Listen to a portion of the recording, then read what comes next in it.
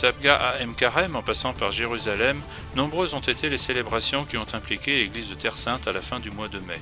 La fête du sanctuaire de la primauté de Pierre, la conclusion du mois marial, la visitation de Marie à sa cousine Élisabeth. Et la riche journée de la Pentecôte commençait à Saint-Sauveur et à l'église de la Dormition et terminait avec la prière au Cénacle où les disciples reçurent le don de l'Esprit Saint.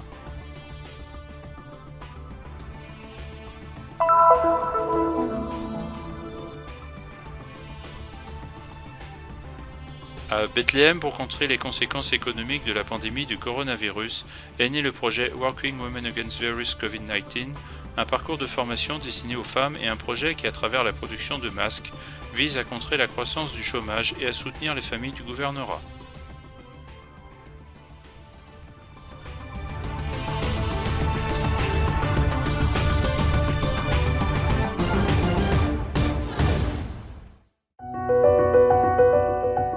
Simon, fils de Jean, m'aimes-tu plus que cela?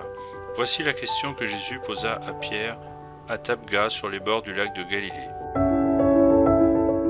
Et c'est ici, dans ce lieu qui rappelle l'apparition du Christ ressuscité et l'attribution de la primauté pétrinienne, que frère Francesco Patton, custode de Terre Sainte, a présidé l'Eucharistie. À la fin de la célébration, les frères se sont rendus à la chapelle de la primauté. Dans son homélie, frère Francesco Patton a défini la primauté de Pierre comme la primauté de l'amour, et a souligné que Pierre est interrogé sur l'amour. Par 3 fois, on lui demande s'il est capable d'un amour plein et gratuit, et il ne peut que dire « Tu le sais bien que je t'aime ». En fait, la primauté de l'amour n'est pas la primauté de l'amour présomptueux, mais de l'amour humble qui est passé à travers l'expérience de sa propre fragilité.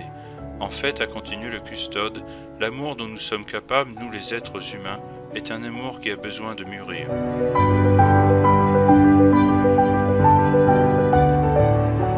Cette année, la célébration de la primauté de Pierre a coïncidé avec la fête de Saint Paul VI, jour de son ordination sacerdotale en 1920. Il fut le premier pape à venir comme pèlerin en Terre Sainte et à visiter l'église de la primauté. C'était en 1964 et le successeur de Pierre put toucher les eaux du lac, qui, comme cette année, étaient d'un niveau exceptionnel.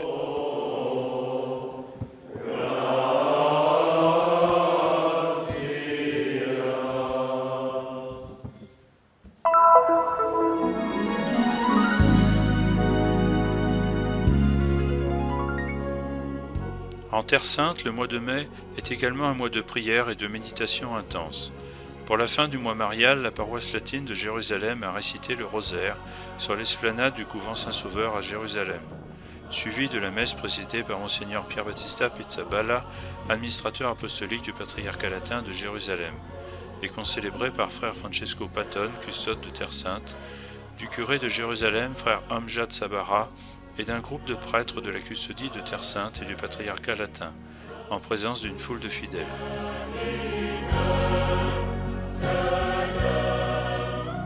L'un des messages de ce mois marial, a souligné dans son homélie Monseigneur Pier Battista Pizzaballa, est contenu dans les paroles que l'archange Gabriel a dit à la Vierge Marie, parce que rien n'est impossible à Dieu.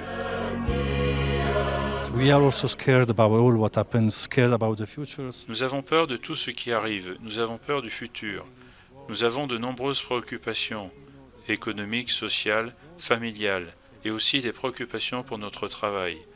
Mais nous savons que rien n'est impossible à Dieu si nous avons la foi. Comme dans toutes les familles, lorsque nous avons besoin, nous nous adressons à la mère, à notre maman. Ce mois-ci, nous nous sommes donc tournés vers notre mère pour en tirer la force pour affronter cette situation. Pour moi, il est très important d'être ici aujourd'hui en cette période difficile pendant laquelle le coronavirus a changé notre vie du jour au lendemain. C'est très important de participer à cette petite célébration et de montrer combien est importante pour moi la Vierge. Elle est ma mère ici sur la terre comme au ciel.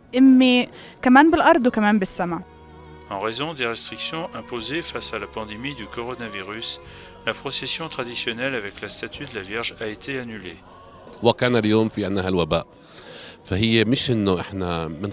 Cette année, nous n'avons pas fait la procession, non pas par peur de l'épidémie, mais pour protéger nos paroissiens. La Vierge Marie est présente dans notre cœur et dans notre vie.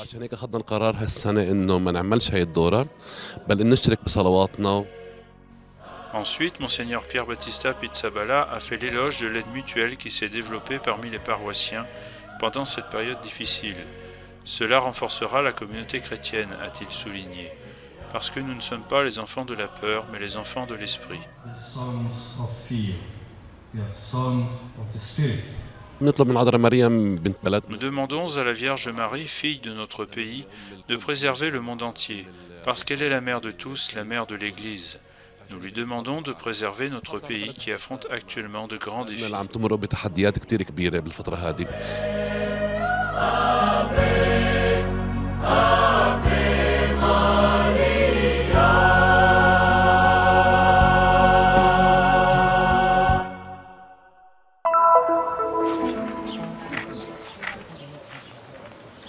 Le jour de la Pentecôte, l'église de Jérusalem revient aux Montions, où se trouvait le Cénacle, dans ce même bâtiment où les disciples étaient réunis quand ils reçurent le don de l'Esprit Saint. Già nei primi secoli della Chiesa abbiamo delle tracce archeologiche lì sotto. I primi cristiani di cepa giudaica. Déjà au cours des premiers siècles de l'Église, nous avons des traces archéologiques en dessous. Les premiers chrétiens de souche juive se rassemblaient en ce lieu où se trouvait le Cénacle. À l'époque byzantine a été construite une première basilique qui fut détruite. Puis les croisés ont reconstruit une seconde basilique qui intégrait ces ruines antiques. Derrière ce mur se trouve la salle du dernier repas.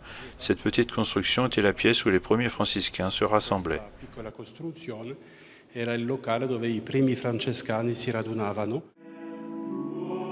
Bien qu'il soit toujours accessible aux visiteurs, il n'est possible de prier ensemble en ce lieu saint que seulement 3 jours par an.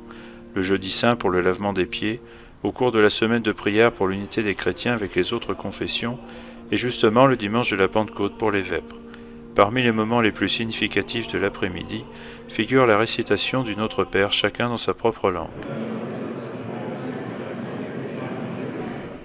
Encore une fois, la pensée des participants était destinée au monde, touché par la pandémie du coronavirus.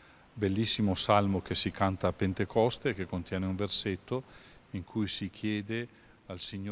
C'est un très beau psaume que nous chantons à la Pentecôte et qui contient un verset dans lequel nous demandons au Seigneur d'envoyer l'Esprit pour renouveler la face de la terre.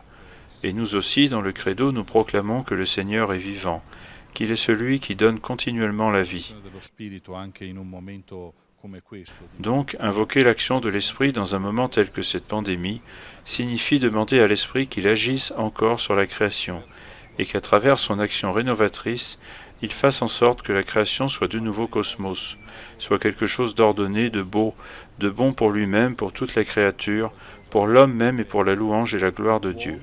Per se stesso, per tutte le creature, per l'uomo stesso e a lode e gloria di Dio. Au matin, les cloches de l'église de la Dormition de Marie sonnent à toute volée, à quelques pas du Cénacle, peu avant la célébration présidée par l'administrateur apostolique du patriarcat latin de Jérusalem, Monseigneur Pier Battista Pizzaballa. Avant le don de l'Esprit, la peur caractérisait les disciples et, avouons-le, nous a également caractérisés pendant des mois. La peur a été le seul critère de lecture de chaque geste, de toutes les choses que nous devions faire. Le don de l'Esprit signifie aussi vaincre la peur, qui ne signifie pas devenir inconscient et faire quoi que ce soit, mais savoir regarder au-delà de ce moment et savoir nous donner une vision et une orientation. Pendant ce temps, les frères de la custodie se sont réunis dans l'église de Saint-Sauveur, dans le quartier chrétien de la vieille ville, pour la messe pontificale qui confirme le lien entre le Cénacle, le premier lieu que les franciscains ont habité à Jérusalem, et Saint-Sauveur, où ils ont été transférés depuis 1551. Au cours de la célébration, présidée par frère Francesco Patton, custode de Terre Sainte, des frères de différentes nationalités ont reçu le ministère du lectorat et de l'acolytat. Dans son homélie, le custode a souligné l'importance de la célébration et de l'actualisation de la descente de l'Esprit Saint. Vuol dire che senza lo Spirito la nostra è una realtà morta. Cela veut dire que sans l'Esprit, notre réalité est morte. Même l'Église se réduit à une pure et simple institution humaine, et aussi toute notre action, au lieu d'être vraiment l'expression d'une vie nouvelle, revient à être une morale d'esclave. Il est donc continuellement nécessaire d'actualiser, de renouveler, de permettre à l'Esprit d'agir dans notre vie. Le patriarche œcuménique de Constantinople Athénagoras a expliqué, frère Francesco Patton, qui ici à Jérusalem, dans le désormais lointain 1964, accomplit le geste prophétique de l'accolade avec le pape Paul VI, a synthétisé de façon très belle l'importance capitale du don de l'Esprit pour la vie de l'Église et des chrétiens, avec ces paroles. Sans l'Esprit Saint, Dieu est loin, le Christ reste dans le passé, l'Évangile est lettre morte, l'Église est une simple organisation, l'autorité est une domination, la mission une propagande, le culte une évocation et l'agir de l'être humain une morale d'esclave. Mais dans l'Esprit Saint, le cosmos est soulevé et gémit dans la naissance du royaume. Christ ressuscité est présent, l'Évangile est puissance de vie, l'Église signifie communion trinitaire, l'autorité est un service libérateur, la mission est une Pentecôte, la liturgie est mémoire et anticipation, l'agir humain est divinisé.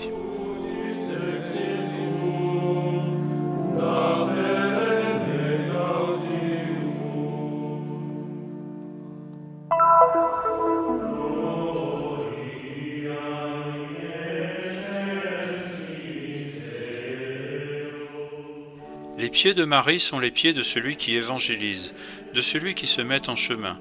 Ce sont des pieds qui savent danser, ce sont les pieds de celui qui est une personne active dans la charité. C'est ainsi que le custode de Terre Sainte, frère Francesco Patton, a synthétisé à partir de cette image le message que la parole de Dieu propose pour la solennité de la Visitation, célébrée par la custodie de Terre Sainte en présence de quelques personnes à Ein Karem, aux portes de Jérusalem. Il santuario della Visitazione si trova qui in questa valle tra due colline che per il mondo ebraico sono molto importanti. Le sanctuaire de la Visitation est situé dans cette vallée entre deux collines, qui pour le monde juif sont très importantes. La colline du mont Herzl et dans mon dos la colline d'où surgit l'hôpital Hadassah. Ce sont deux lieux qui nous parlent de la faiblesse de l'homme. D'une part où elle est exaltée, où on se souvient continuellement de la douleur, de la persécution, de la mort, Yad Vashem, et de l'autre l'hôpital Hadassah où, au milieu de la souffrance, on cherche à donner aux malades un espoir. Au milieu de cette vallée, il y a nous, le sanctuaire de la Visitation, qui nous parle de joie, une joie existentielle, ontologique, qui vient de la part la plus profonde de la personne humaine, représentée dans le sein d'Élisabeth et dans celui de la très sainte Marie. Esistenziale, una gioia ontologica della parte più profonda della persona umana, rappresentata nel grembo di Elisabetta, nel grembo di Maria Santissima. Une solennité qui rappelle la visite que la Vierge Marie fit à sa cousine, après avoir appris qu'elle deviendrait mère de Jésus par l'action de l'Esprit Saint. Cette année, de façon particulière, nous avons célébré en l'absence des nombreux fidèles des années passées, mais pas sans solennité. Nous l'avons fait avec une grande foi, dans la simplicité même du lieu. Dans son homélie, le custode a souligné que Marie se met en route rapidement. Ce qu'elle apporte n'est pas un message abstrait, mais une personne concrète. Ce n'est pas une parole qui résonne dans les airs et s'évanouit, mais une parole qui s'est faite chair. En cette période particulière que nous vivons dans le monde entier, Dieu visite son peuple. En Jésus, Marie est porteuse de ce salut et de cette joie.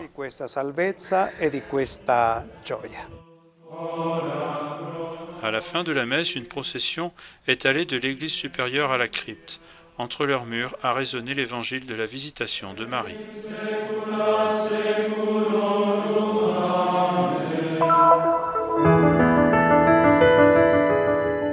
La situation économique difficile causée par la pandémie du coronavirus, le manque de pèlerins à Bethléem et la fermeture consécutive de l'activité commerciale et touristique ont provoqué la hausse du chômage dans la ville.